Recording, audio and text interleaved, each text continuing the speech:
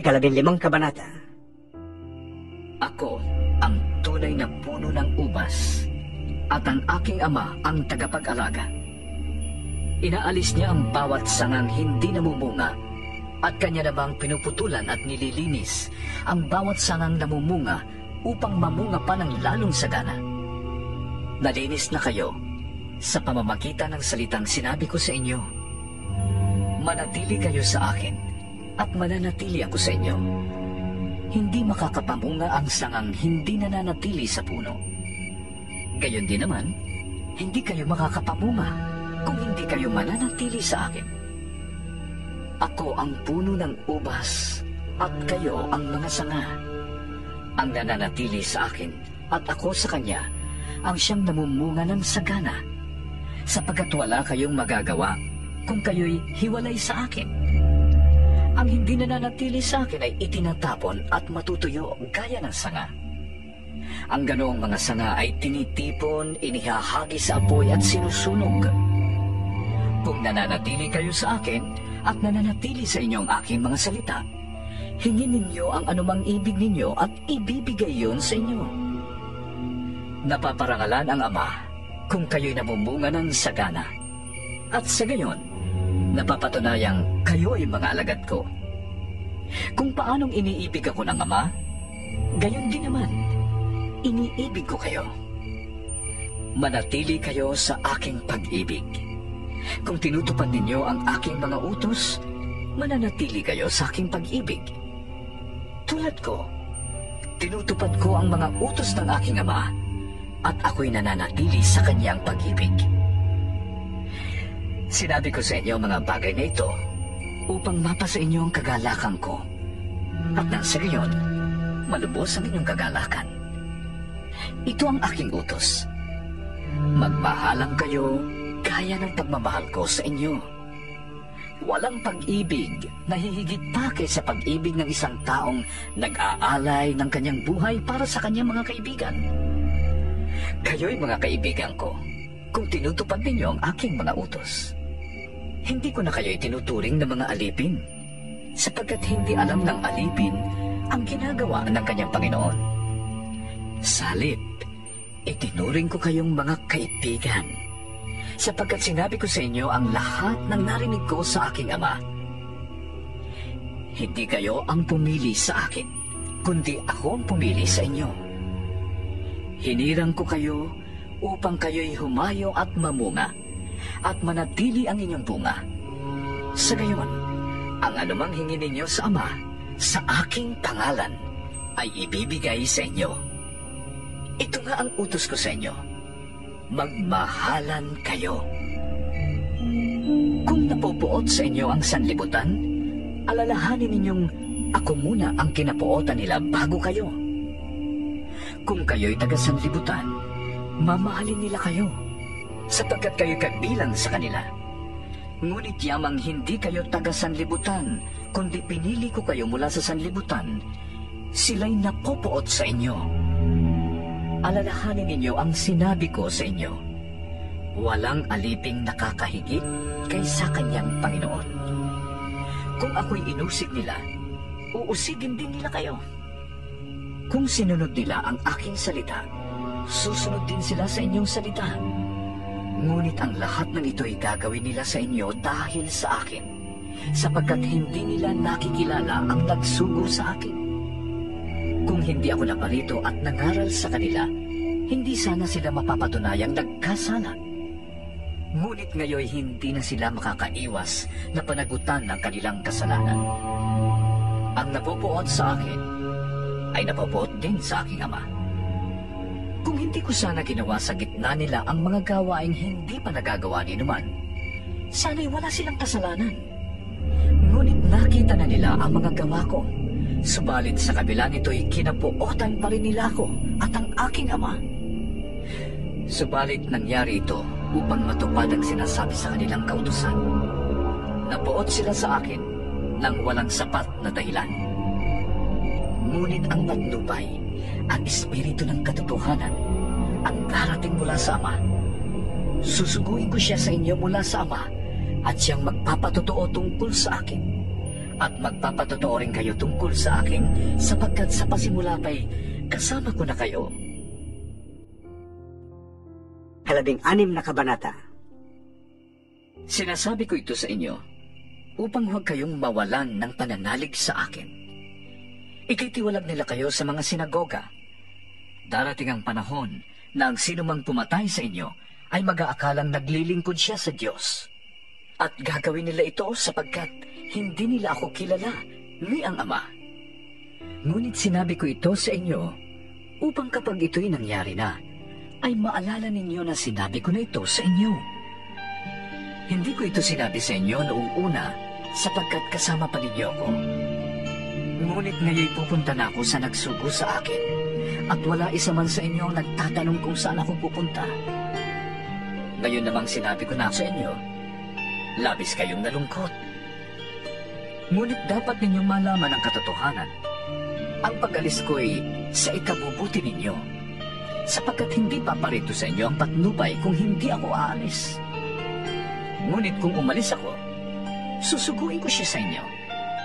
Pagdating niya, ay kanyang patutunayan sa mga taga-sanlibutan na mali ang pagkakilala nila tungkol sa kasalanan, tungkol sa pagiging matuwid at tungkol sa hatol ng Diyos. Mali sila tungkol sa kasalanan sapagkat hindi sila nananalig sa akin. Mali sila tungkol sa pagiging matuwid sapagkat ako'y pupunta sa Ama at hindi na ninyo makikita. At tungkol sa hatol ng Diyos sapagkat hinatulan na ang pinuno ng mundong ito. Marami pa akong sasabihin sa inyo, ngunit hindi pa ninyo kayang unawain ngayon. Subalit pagdating ng Espiritu ng katotohanan, papatnubayan niya kayo sa lahat ng katotohanan. Sapagkat ang sasabihin niya ay hindi mula sa kanyang sarili, kundi sasabihin niya ang kanyang narinig at ipapahayag niya sa inyo ang mga mangyayari sa hinaharap. Pararangalan niya ako sapagkat tatanggapin ng Espiritu mula sa akin ang ipapahayag niya sa inyo. Ang lahat ng sa Ama ay sa akin. Kaya ako sinabing tatanggapin ng Espiritu ang mula sa akin at ipapahayag niya ito sa inyo. Kaunting panahon na lamang at hindi na ninyo ako makikita. At pagkaraan ng kaunti pang panahon, ako'y inyong makikita muli. Nag-usap-usap ang ilan sa mga alagad. Ano kaya ang ibig niya sabihin? Bakit niya sinabing kunting panahon na lamang at hindi na natin siya makikita? At pagkaraan ng kunti pang panahon ay makikita natin siyang muli. Sinabi pa niya, sapagkat ako'y pupunta sa Ama. Ano kaya ang ibig sabihin ng kunting panahon na lamang? Hindi natin maunawaan ang kanyang sinasabi. alam ni Jesus na ibig nilang magtanong. Kaya't sinabi niya, Nagtatanungan kayo tungkol sa sinabi kong kaunting panahon na lamang at hindi na ninyo ako makikita. At pagkaraan ng kaunti pang panahon, ako'y inyong makikita muli. Sinasabi ko sa inyo, iiyak kayo at mahahapis. Ngunit, magagalak ang sanlibutan. Labis kayong malulungkot, subalit iyan ay mapapalitan ng kagalakan. Kapag naghihirap na ang isang babaeng manganganak, siya'y nahahapis sapagkat dumating na ang oras ng kanyang paghihirap. Ngunit pagkapanganak niya, hindi na niya naaalala ang hirap. Nagagalak siya dahil sa pagsilang ng isang sanggol sa sanlibutan. Gayon din naman kayo. Nalulumbay kayo ngayon. Ngunit muli tayong magkikita at mag-uumapaw sa inyong puso ang kagalakang hindi maaagaw ni numan. Sa araw na yon, hindi na kayo kailangang magtanong sa akin. Tandaan ninyo, ano bang hingin ninyo sa Ama sa aking pangalan, ay ibibigay niya sa inyo. Hanggang ngayon wala pa kayong hinihingi sa Kanya sa aking pangalan. Humingi kayo, at kayo'y tatanggap, nang sa ganon ay malubos ang inyong kagalakan. Ang mga ito'y sinabi ko sa inyo ng patalinghaga. Subalit darating ang panahong hindi na ako magsasalita sa inyo ng ganito. Tuwiran ko nang sasabihin sa inyo ang tungkol sa Ama. Sa araw na yon, ay hihingi kayo sa Kanya sa aking pangalan. At hindi ko sinasabi sa inyo na dadalangin ako sa Ama para sa inyo. Mahal kayo ng Ama, at minamahal niya kayo sapagkat ako'y minahal ninyo at naniwala kayo na ako'y nagmula sa Diyos. Ako nga'y nanggaling sa Ama at naparito sa daigdig. Ngayon'y aalis na ako sa daigdig at babalik na sa Ama. Sinabi ng kaniyang mga alagad, Ngayon po'y tuwira na ang inyong pangungusap sa amin at hindi na patalinghaga. Alam na naming alam ninyo ang lahat ng bagay at hindi na kailangang tanungin pa kayo ni numan. Dahil dito, naniniwala kami na kayo'y mula sa Diyos. sumagot si Jesus. Talaga bang naniniwala na kayo? Darating ang oras at ngayon na nga na magkakawatak-watak kayo. Magkakanya-kanya kayo ng lakad at iiwan ninyo ko. Gayunman, hindi ako tunay na nag-iisa sapagkat kasama ko ang Ama. Sinabi ko ito sa inyo upang kayo'y magkaroon ng kapayapaan sa pakikipag-isa sa akin. Magdaranas kayo ng hirap sa mundong ito. Ngunit tibayan ninyo ang inyong loob. Napagtagumpayan ko na ang sanlibutan. 17 kabanata. Pagkasabi ni Jesus ng mga pananalitang ito, tumingala siya sa langit at kaniyang sinabi, Ama, dumating na ang oras. Parangalan mo na ang iyong anak upang maparangalan kanya, sapagkat binigyan mo ko ng kapangyarihan sa sangkatauhan upang bigyan ko ng buhay na walang hanggan ang lahat ng ibinigay mo sa kanya. Ito ang buhay na walang hanggan, ang kilalaning kanila, ang iisa at tunay na Diyos, at si Jesucristo na iyong sinugo. Inihayag ko sa lupa ang iyong karangalan. Natapos ko na ang ipinapagawa mo sa akin. Kaya, Ama, ipagkaloob mo sa akin ngayon ang kaluwalhatiang taglay ko sa piling mo bago palikhain ang daigdig.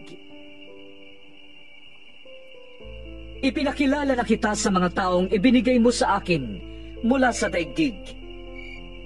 Sila'y iyo at ibinigay mo sila sa akin at tinupad nila ang iyong salita. Alam na nila na ang lahat ng ibinigay mo sa akin ay mula sa iyo, sapagkat itinuro ko sa kanila ang mga aral na ibinigay mo sa akin at tinanggap naman nila. Natitiyak nilang ako'y tunay na galing sa iyo at naniniwala silang ikaw nga ang nagsugo sa akin. Idinadalangin ko sila. Hindi ang sanlibutang ito ang idinadalangin ko, kundi ang lahat ng ibinigay mo sa akin, sapagkat sila'y sa iyo. Ang lahat ng akin ay iyo, at ang lahat ng iyo ay akin, at napaparangalan ako sa pamamagitan nila. At ngayon, ako'y papunta na sa iyo. Lilisanin ko na ang daigdig na ito, ngunit sila'y nasa daigdig pa. Amang banal, ingatan mo sila sa pamamagitan ng kapangyarihan ng iyong pangalan. Pangalang ibinigay mo sa akin, upang sila'y maging isa, kung paanong ikaw at ako ay iisa. Habang kasama nila ako, iningatan ko sila sa pamamagitan ng kapangyarihan ng iyong pangalan, ang pangalang ibinigay mo sa akin.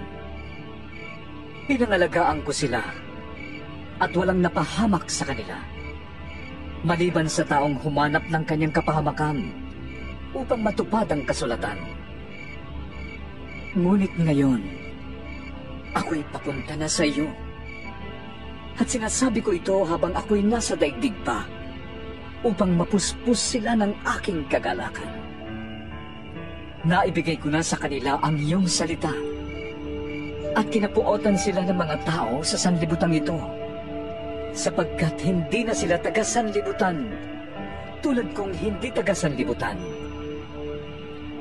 Hindi ko itinadalangin kunin mo sila sa daigdig na ito, kundi iligtas mo sila sa masama.